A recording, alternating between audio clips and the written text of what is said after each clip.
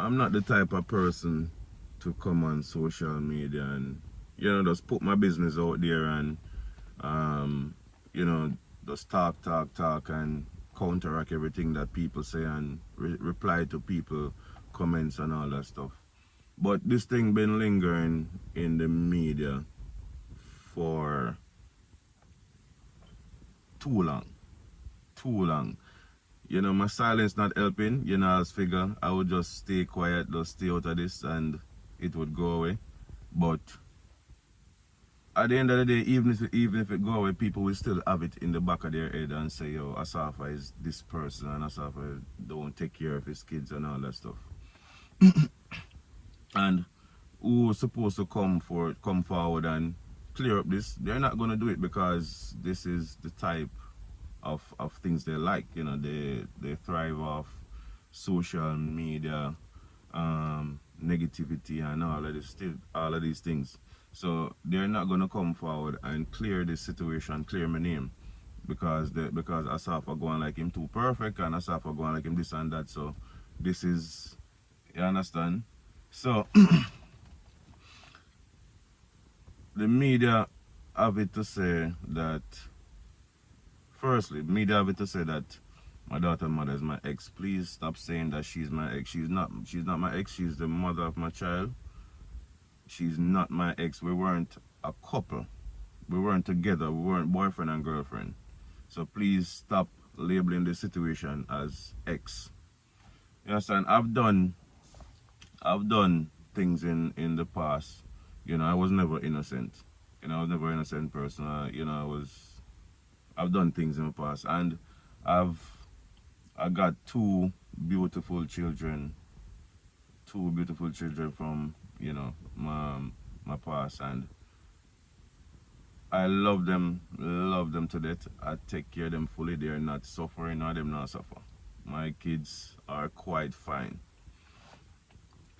My daughter was born 2012, and so why would it take 8 years if I wasn't taking care of my daughter?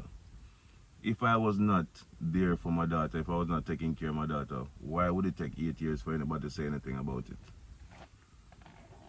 When I heard, and I'm gonna say heard because I heard over the radio that my daughter, that she was pregnant with my child, over the radio. This was like 4 or 5 months down the line. And I'm not joking about this. I heard over the radio, and I had to make a call and find out that she was pregnant with my child. When I found out, right then and there, I just went in support mode. So first thing I did, I told her to find an apartment, right? And she found an apartment. I was going to Europe. I gave her money to pay for apartment, pay for everything, doctor fee. I asked my friend to drive her around with my car, drive her anywhere she want to go, doctor, anywhere she want to go, because I was excited. This was my first child. I was excited, super excited. Right. When my daughter was born, right, I bought her a car to drive my daughter around. That car mash up. I got another car. I asked my friend. Firstly, I asked my friend to teach her to drive. Right? I asked him to teach her to drive, so then we drive, go wherever, and learn to drive. Bought her a car, pay all bills every month. Every month, I pay rent, pay light, water, I pay car insurance, buy gas put in a car, right? Everything. She want to go back to college, I pay for her to go back to college, right? I pay all bills. Whatever she need, I give it to her. My daughter, and during this time, my daughter was always at my house. Always at my house. She would drop off my daughter here, she would go to school, do whatever she doing, and then pick up, and so my daughter was always here. My daughter ready to go to school. I pay my daughter school fee. I buy my daughter school clothes them. All my daughter other clothes them and me buy all them clothes. Me shop for my daughter. Right? She want go school, me buy her school clothes, me buy her school bag, me buy everything, me pay for her for go school. So this been going on for years, and during this time there was just a lot of verbal abuse, like random messages to my phone, you know, calling me all sorts of names. I ignore it. You understand? For years now, court was supposed to come in play for years now, but my mom keep telling me, don't go to court. It doesn't look good. Don't go to court. So I said, all right, fine. I'll leave this court thing. I continue to support my daughter and my daughter mother for years. Continued during all this time. Like I said, we were never together. She was not my girlfriend. I was just doing this out of the love for my daughter and the appreciation I had for her for having my daughter. So, like I said, I've been doing this for years, paying everything. She was never in need of anything. She never had to worry about anything. Whatever my daughter want, I would buy it, I would get it, I would pay for everything. 2017 now, everything changed. The verbal abuse just got a bit too much. You then turning out too much threat. Threatening for me not to see my daughter again. That I act like a father and I'm not a father.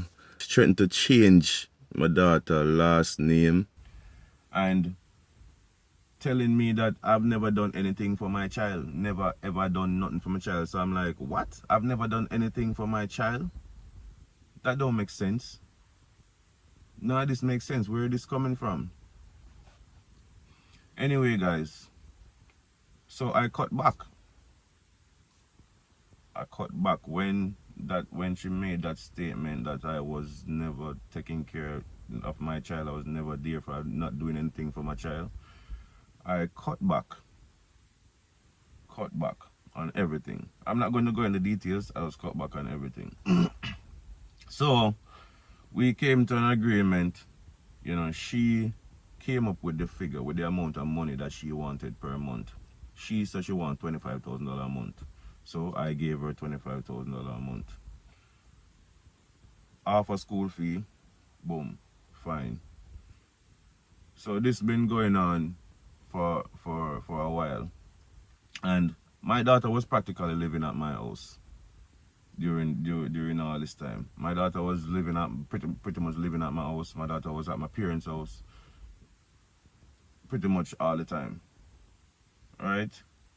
And during this time I still buying clothes. My wife always buy clothes for my daughter.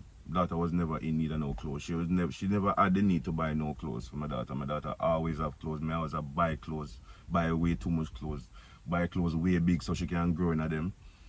Everything. So my daughter was never in need of nothing.